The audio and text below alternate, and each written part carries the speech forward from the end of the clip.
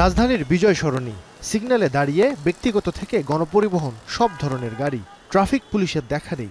মাঝখানে ১০-১২ জনের দল কাজ করছে যাত্রা সহজ করতে। কেউ শিক্ষার্থী, কেউ পেশাজীবী, কেউ বা স্থানীয়। একটি দল ১০ মিনিট পর পর লেন ছাড়ছেন, অন্য দলটি আটকে রাখছেন আরেকটি লেন। ফাঁকা হলে নতুন লেনে শুরু হচ্ছে যাত্রা। কেউ উল্টো পথ ধরলে ফিরিয়ে দিচ্ছেন তাদের, ঠিক যেন পেশাদার ট্রাফিক পুলিশ। নতুন বাংলাদেশ শুরুর দিনে নিজের দায়িত্ব থেকে এসেছেন প্রত্যেকেই। এখন তো দেশের ট্রাফিক অবস্থা খুবই খারাপ, কোথাও ট্রাফিক সিগন্যাল পুলিশ নেই, কেউ ট্রাফিক সিগন্যাল মানছে না। তো আমরা স্টুডেন্ট হয়ে যদি এখান থেকে যদি এই পরিবর্তনটা শুরু করি, আশা করি দেশের মানুষ দেখবে, আমাদেরকে দেখে শিখবে। আমি অফিসে যাওয়ার পথে ছিলাম, কিন্তু অফিসে আর আমি যাইনি। আমার ভিতর থেকে এমন একটা ব্যাপার আসলো যে আমি তাদের সাথে ভলেন্টিয়ারিকে যোগ দিই। হঠাৎ করে দেখলাম আমার ভাইরা, ছোট ভাইরা দাঁড়াইছে এখানে। আসলে টু বি অনেস্ট, সুনাগরিক হওয়ার চেষ্টা করতেছি আসলে। যাত্রীরাও মানছেন তাদের নির্দেশনা, বলছেন তাদের হাতেই নিরাপদ বাংলাদেশ। তারা যতটুকু করতেছে এটাই মনে করেন অনেকটা আমাদের জন্য ভালো।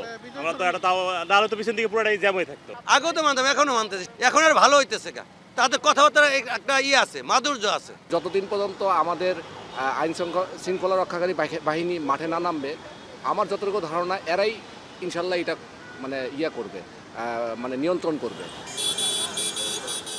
কারফিউ না থাকা আর বিভিন্ন প্রতিষ্ঠান খোলায় পুরনো ঢঙ্গে ফিরতে শুরু করেছে ঢাকা। সকাল থেকেই ব্যস্ততা বাড়তে থাকে রাজধানীর। শুরুর দিকে অফিসগামীদের ধীরে ধীরে আনাগোনা বাড়তে থাকে, সেই সঙ্গে প্রয়োজনে বের হওয়া মানুষেরও। সবার চোখে মুখে বিজয়ের আনন্দ। আমার মনে হচ্ছে যে 71-এর পরে আবার 24 এটা আমরা দ্বিতীয় স্বাধীনতা পেলাম। আলহামদুলিল্লাহ, একদম স্বাভাবিক, একদম নিরবিচ্ছিন্ন একটা দেশ, একদম স্বাধীন একটা দেশ, মুক্ত একটা দেশ। কেউ যেন ক্ষমতা জুড়ে দখল না করে, ক্ষমতা কিন্তু জনগণের, এটা যেই হোক। ঢাকায় বাস করেন অথচ বিজয় সরণি জ্যামে দাঁড়িয়ে থাকেননি এমন মানুষ খুঁজে পাওয়া যায়। তবে আজকের বিজয় সরণি পুরোপুরি আলাদা।